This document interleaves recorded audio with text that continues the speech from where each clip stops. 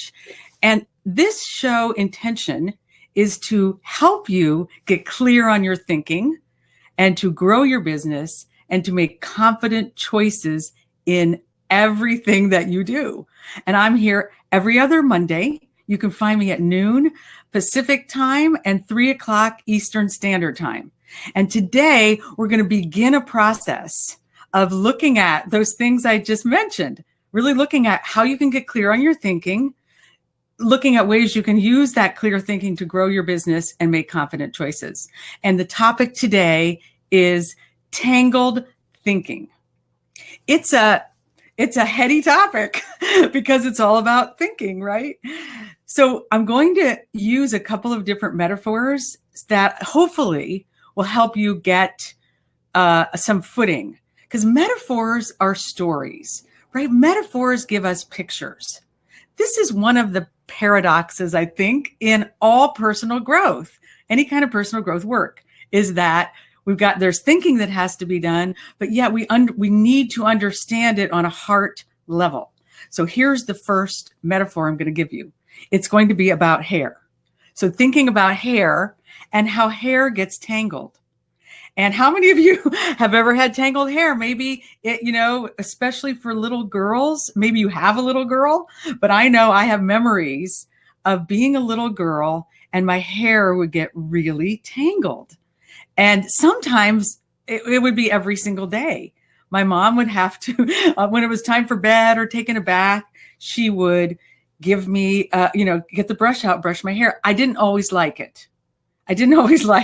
Because sometimes it hurt. Well, this is a metaphor for tangled thinking. Our thoughts get tangled just like hair, and we need to untangle them. And what happens if you don't catch the tangle, it grows just like hair. And sometimes their patterns get created. So it's an important concept, and one you might already have some ways of dealing with, but I'm just going to give you another one today, a way of looking at it and a way of, I'm going to use the word solving, because we're going to look at tangled thinking and we're also going to look at untangling your thinking. So here's the place I want to start with this. If you are on a personal growth path, if you are on any kind of spiritual path, I bet that you have a thought that you should have more positive thinking. So how many of you have that thought? Like, if I just had some more positive thinking, my life would be great. Or maybe you have the thought, it's because I don't have enough positive thinking. Things are kind of, wiggy in my world. What's true is that as a human being, and I'm imagining you are a human being, just like me, that our thoughts are not naturally positive. That is not how the mind is wired. So to think that you should always have positive thoughts sets you up right away for failure. I think that we can beat up on ourselves or feel like, well, God, there should be more I could do to have my thoughts be positive. What I'm going to present to you today, and we're going to I have another little metaphor to play with and some tools, is looking at your thoughts, not so much as is my thought positive, but it's looking at, well, thoughts are mixed. There are a lot of different types of thoughts that you have at any one time.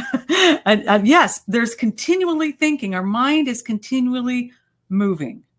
And the way that we can feel most at peace and grounded is when we have an awareness of what those thoughts are and kind of what they're saying to us.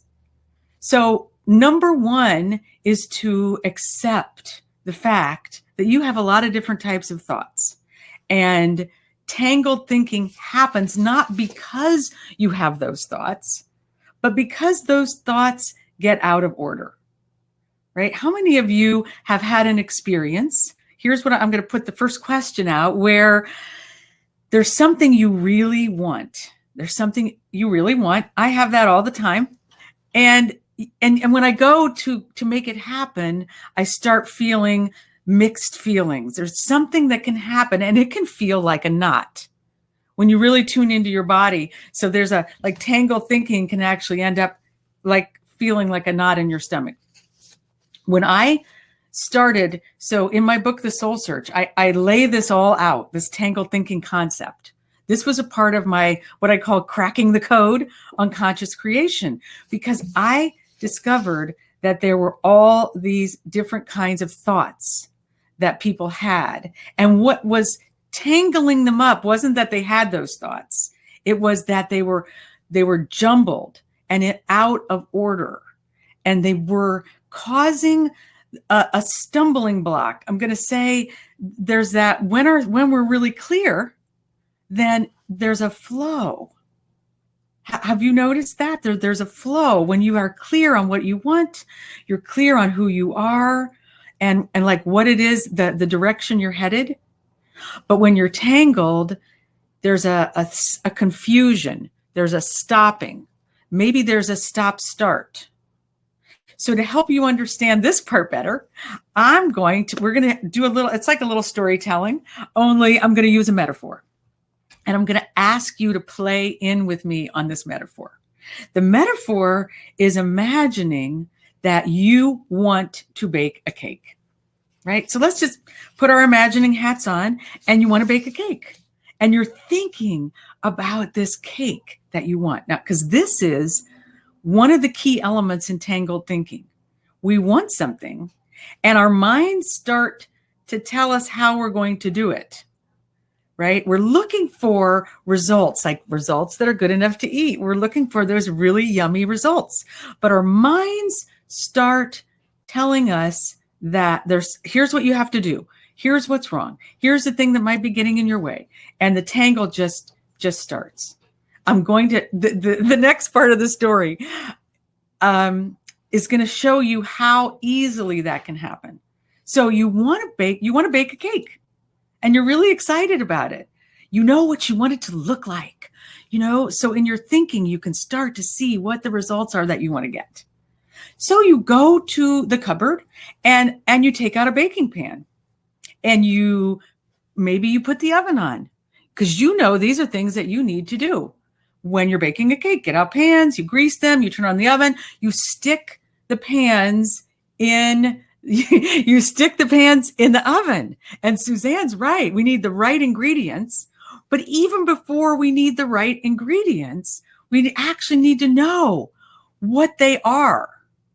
So if you are waiting for that cake to bake without anything in that pan, this is something that happens to me a lot in my coaching work.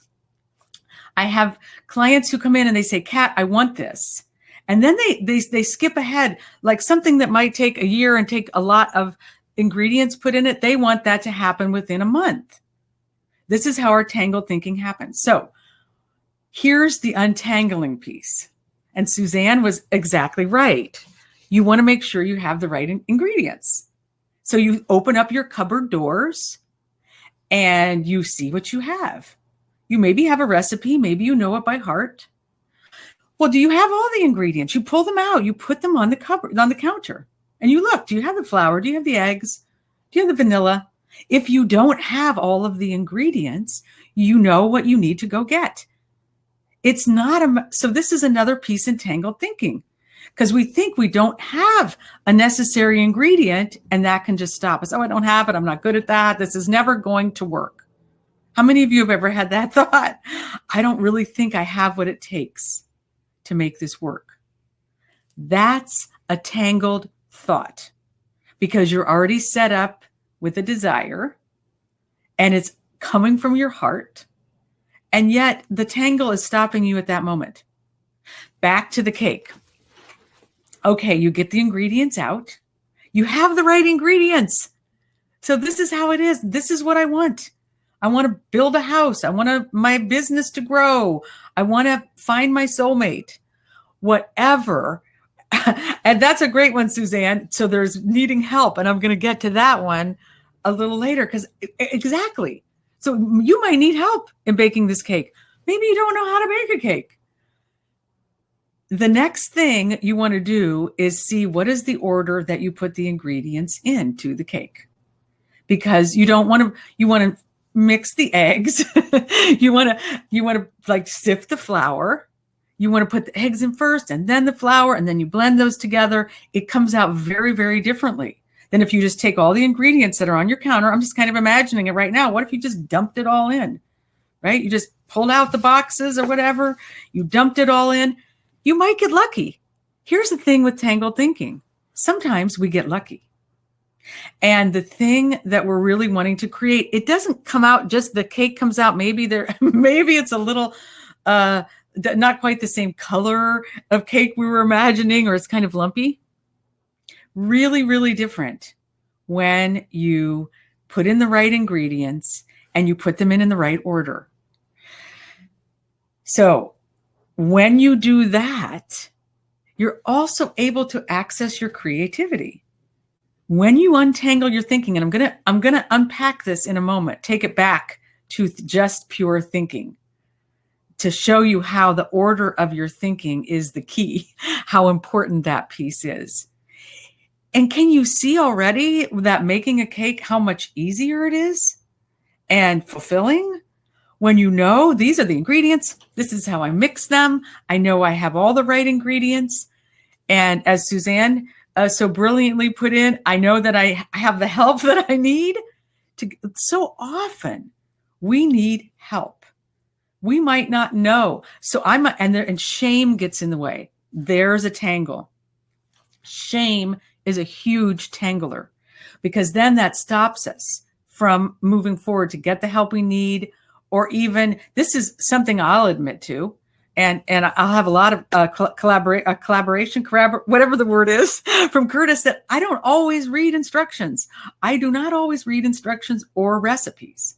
But what I have learned over the years, because I think I should know it already, but I've learned to read the recipe, to read the instructions, so I have the basic understanding so that I can experiment. So when we apply this metaphor to your thinking, I want you to join with me now. We're going to be thinking about something that you want. And I'm going to give you a couple of examples to get your thinking going. But thinking about something you want, what if as soon as you started thinking about something you wanted, the next thing you did was you took everything out of your head and took a look at it to see, well, if that's what I want, let's see what I've got to go on first. And then you start making order of your thinking, just like baking a cake. And just like baking a cake, it takes time, it takes effort, and the effort can be really fun and creative. I'm going to try to make a really serious face here. I'm not talking about effort like, oh, God, it's so hard. It's not that kind of effort. It's effort where you're in movement and you're doing something and you're creating something from your heart. It really is. And, Curtis is saying it's pretty amazing, when we really get to that point where we can cook things, because untangled thinking will have you accessing creativity, imagination, your own wisdom, your soul's wisdom. I talk a lot about that in my work, that I help people get that soul's wisdom. Here are two examples, true examples that I'm going to give you. One is in my book, The Soul Search. And in the book, we call this woman Jean.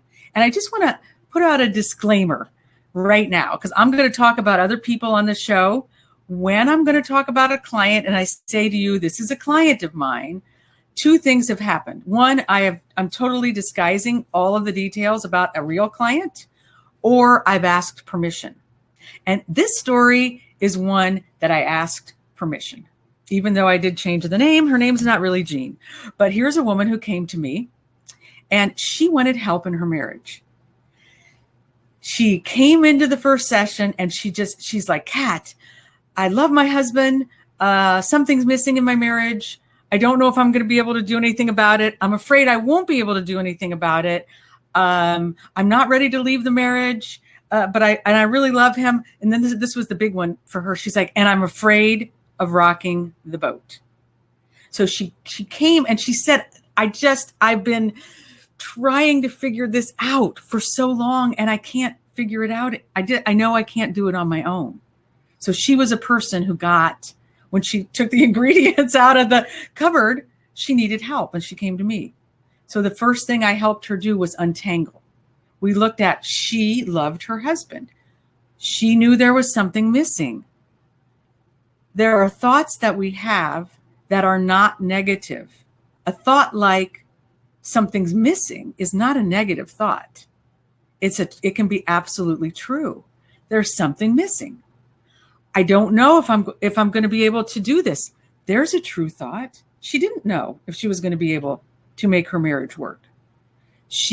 But what happens when you're untangling, and it is pretty sexy too, as Curtis is saying, because it gives you access to the truth. So what she saw was she was really afraid of being vulnerable with her husband. It might get messy. Part of what tangles our thinking up is there's shame, there's not knowing, and there's also this fear of vulnerability. Suzanne says, I want all of the above. There's a fear we have, usually at the heart of a tangle. And it could be that we create some tangles to protect ourselves from really having to face that vulnerability. Once we pulled this apart, true story, it's like a miracle can then happen, because she was able to feel her own. She knew she wanted to work on her marriage. It was worth being uncomfortable and having that conversation with her husband and risking rocking the boat as opposed to having that boat sink, which was what was going to happen if she didn't address it. Does that make sense to you all out there? That the tangle actually can bring about the very experience you don't want to have, or give you mixed results. She could have stayed in that marriage where it was kind of good but not great forever. The second story, now this happens to me a lot. I work with coaches around their business. And I'm going to say, I could say always, but almost always, they come to me with this tangle. They say, Kat, I love coaching. I want to make it my business. I want to quit my job, and I want to make 6 figures this year. And there's where the tangle starts to happen. And I don't like marketing, so I don't really want to have to do that. I'm afraid there's something I'm not going to be able to do. Maybe I won't make it. Other people make it. My friend, Susie, she did just great at this. Why not me? So now that might seem like a very positive thought, right? But what you want to do when you untangle your thinking, and I'm going to give you a tool, so don't walk away from this show. You want to get this tool because it's going to help you. If you're resonating out there, how many of you are resonating knowing, oh yeah, I have tangled thinking. It might be in relationship. It might be in work. It could be about a lot of things. What you want to do is take a look at those thoughts. I'm just putting my hand on here. It's like, because it feels like that. You just want to bring those ingredients out and take a look at them. And when I do this with coaches, they can usually see I have a strength. My love of coaching can pull me forward. Marketing makes me uncomfortable, right? That's just a true thing. And maybe it's I'm willing to be uncomfortable in order to have what I really, really want. And this I outline in my book. I have, I don't know, probably 30 stories in my book where I take the reader through examples just like this, because there are so many. And I had an experience just last week. I was at a coaching event and had a booth. Curtis and I had a booth, and we had a lot of coaches came up to us and were asking us about our program, our Business Alchemy by Design program, and wondering if it might be a fit for them. And I had a little game I played where they picked a card, and it was something about what's their message in the world, or what's their soundbite, or kind of there were different marketing tips. And I asked them, what about that already lights you up? And they would tell me, oh my gosh, there's a message that I have. Oh, there's something that I do in my elevator speech that I just love. Or there's a piece in my business that is just fabulous. And the light, it was like the light was shining in this whole arena we were at. And then I would watch the light dim. I would watch it dim because the tangled thinking started. And I would ask them, what's going on in your head right now? Well, I don't know if I can really do that. And I'm not sure what the next steps are. And maybe I'm not going to be able, maybe that's not for me. And those thoughts started right away. So I'm going to bring it home to all of you now, right? This is about you. This is about you and something you want. So first thing you do is set the context. You set the context. It's important to do. Now, I'm going to ask you a question, and I'd love to hear some answers out there. So how you set the context is you decide there's something that you want. Now, when I say that, how many of you go, I know what I want? And how many of you does that kind of go, oh, I'm not sure? Because sometimes when we're trying to decide what we want, the tangle happens before the desire is even fully bloomed. We start going, maybe that's not the right thing to want. Or, I don't know, maybe I won't know how to do that. So I shouldn't want that, or that's too much to want. Here's the very first step in untangling your thinking. It's just stopping that. Just going for a desire, just putting it out there. But here's something I want. You're putting your focus on your output, not the outcome, not being concerned about what's going to come back, but your output to the universe, to spirit, to the world. Here's something I want. And then notice if there's an argument that starts in your head. That's what I call it. The argument starts in your head there's a conflict. And you just kind of notice that and know, okay, there's the tangle. One of the things that helps to untangle, and I'm going to tell you we're going to get even more distinct, but thinking about one thing you want. And if you just stop right there and start not allowing the tangle to happen, I want you to imagine that you can put everything out on the table, all of your thoughts. So you might have a thought that says, yay, I really want that. Maybe there's a thought, I don't know how long that's going to take.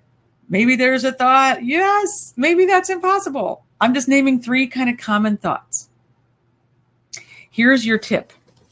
Tip number 1 of the day is to be able to see that without getting emotionally attached. Not judging yourself, not judging the thought as right or wrong. So what? You don't know how long it might take. Maybe it's not right for you. It is what you want, right? You can just look at those thoughts and neutralize them. I really recommend doing this, like journaling, or you can do it in conversation. I do it all the time. Get a coach. It's a great thing that coaches do. But you can just put these things down on a piece of paper and make this a habit for yourself. How many of you have a habit already of journaling or writing things down? And that helps you to get, gain some clarity on what's going on in your head. It's a simple but powerful tool. And here's a way to add to that. When you feel the tangle in your head begin to start, just get your thinking out on the table. Neutrally, just take a look at it. Like every single thought you're having. Like they're one of your friends on Facebook and you're just liking them. This second tip, I'm going to dive down into a little longer because this tip is, both of these actually are backed up by neuroscience. And I found an article a couple of years ago that explained this. I'm actually going to read just a little bit, not to get too heady, but just a little bit. So tip number 1 is putting everything, I call it, put it on the table with a label. You just label it. Oh, that's a thought about that. That's a fear. Oh, that's a concern. Oh, that's a joyful thing. Not emotionally attached. You just see the thoughts for what they are. The second thing you do when you see those thoughts is you go looking for which ones are the most positive. This is what I did at that event I just talked about. When the tangle would start to happen, I would say, okay, let's look at what's a positive thought. There was a woman there. She's like, oh, well, I just wrote an article and I know other places I could write articles. You just pull out the most positive thoughts that you have. That's where the untangling begins. I can almost picture a comb starting to happen through your knots. Okay? Here's the neuroscience. I'm gonna read just a little bit of it. This is Alex Korb is his name. He's a professor at UCLA. And he says that we humans worry. How many, is that a surprise to anybody? We worry. Sometimes we're worrywarts. It's natural. How many? Yes. Suzanne's like, yes, we worry. So don't make yourself wrong for worrying. But he says, worrying, it actually can calm the limbic system. Some famous person said it's like sending little teddy bears down to our limbic system because something in us wants to know that we're taking care of ourselves, that we're looking out for danger. But instead of worrying, when you hear the tangle start, step number 1, you just put it out. It calms the limbic system down. It makes you feel good about yourself. Then you go looking for the positive. And here's the part in the neuroscience that rocked me. Here's the truth. They've discovered that all you have to do is go looking for something positive. You don't even actually have to find it. You just go looking for something positive, and all kinds of good things start happening in your body. I'm going to read them, like serotonin and dopamine. And it's like the positive fluffs all of that. It opens up those real channels in you. How many of you have had experiences where you get, oh my gosh, suddenly I'm feeling better. Things are happening here in my body. It's cool. So those are the first 2 tips. Put it out on the table with a label. And tip number 2 is to go looking for the positive. And here's one more piece on that. When you do this in relationship, it enhances the relationship. When you go looking for something positive that's between you and another person or a group of people, the relationship gets that dopamine, serotonin hit. Okay, now the tool. I have a booklet for you, and it's going to be in the comments section. I'm going to show it to you here just a little bit, give you an idea, because I think tools are really, really helpful. So here's the tool. The tool has instructions. It's called the Untangling Booklet. It's Untangling Your Thinking Booklet. It has an example. So it has an example of what your mind looks like when it's tangled. I love looking at that image. What I've discovered is just labeling something as tangled thinking relaxes me. I'm not wrong. I'm not stupid. I just have tangled thinking. Now, here's a picture with an example of untangled thinking. Now, that was quick, right? I'm going to give you, this is going to be then there's exercises. There's an exercise to do. I don't know if you can see this here, but there's lines. So the tool is to make a practice of unloading your thinking, unpacking it, cleaning out your closet, writing on these lines in this booklet or just on a piece of paper as fast as you can, everything that's going on in your head when you feel a tangle. Just get it out of your head, because lines, right? It'll start to give a delineation to that actual tangle. And then step number 2 in the second piece of the worksheet. So if you want to get this worksheet, it's going to be in the comments below. There are bubbles, thought bubbles, because the way we really untangle our thinking is that we don't put things down on lines, right? We decode, we take the positive. What I want you to do is to take the positive from the lines and start putting it into the thought bubbles. Because when we see something in a bubble, something round, our mind goes, oh, that's just an idea. And maybe that connects with another idea. You might know about mind mapping, right? This is like mind mapping. Untangling is like mind mapping for your creative desires. So have fun with that. I'm really excited. Please drop me a line. I'd love to know how your untangling goes.